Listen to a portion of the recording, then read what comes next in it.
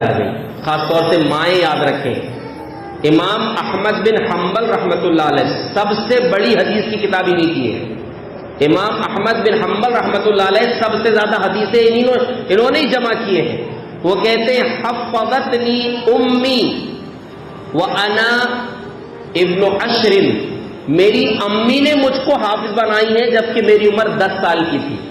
یعنی امام احمد بن حنبل کہتے ہیں کہ میں 10 سال کا تھا تو میری امی نے، کوئی حافظ صاحب نے نہیں، کسی مدرسے میں جا کے نہیں، میری امی نے گھر میں حافظ بنا دی تھی۔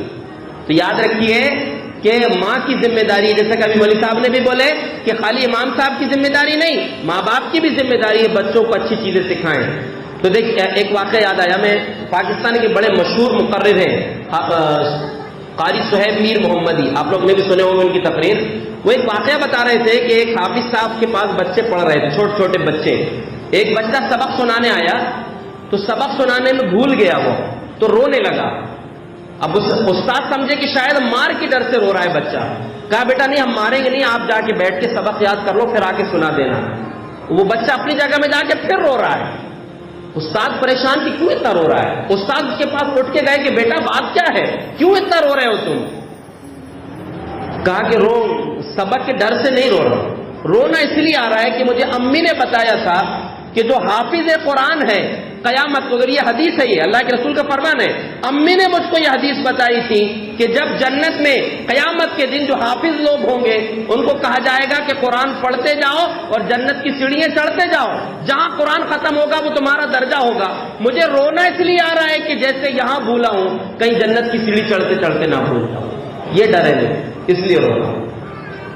یہ خوف، یہ جذبہ کس سے پیدا کیا؟ ماں نے۔ تو ماؤں کے اندر یہ جذبہ ہونا چاہیے۔ تو حضرت امام احمد بن حنبل رحمۃ اللہ علیہ کہتے ہیں کہ میں 10 سال کا تھا تو میری امی نے مجھ کو قرآن یاد کروا دی۔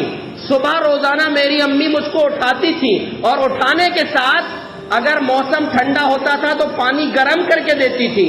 پھر اس کے بعد اصلی انا و امی ما شاء اللہ ان نصلی، میں اور میری امی جتنا ہو سکتا تھا تہجد کی نماز پڑھتے تھے۔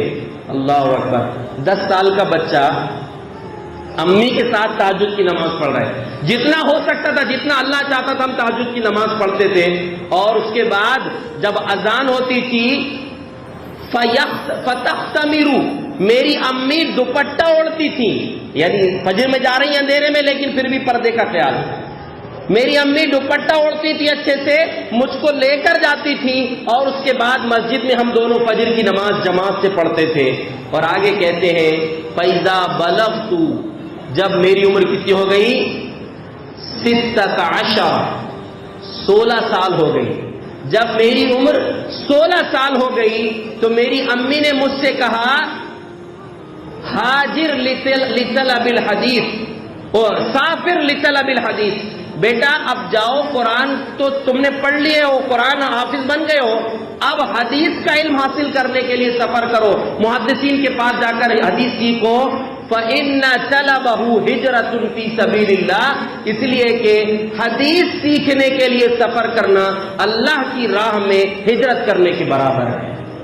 تو امام احمد بن حنبل جن کی حدیث کی سب سے بڑی کتاب، اتنا بڑا محدث بنانے میں رول کس کا رہا؟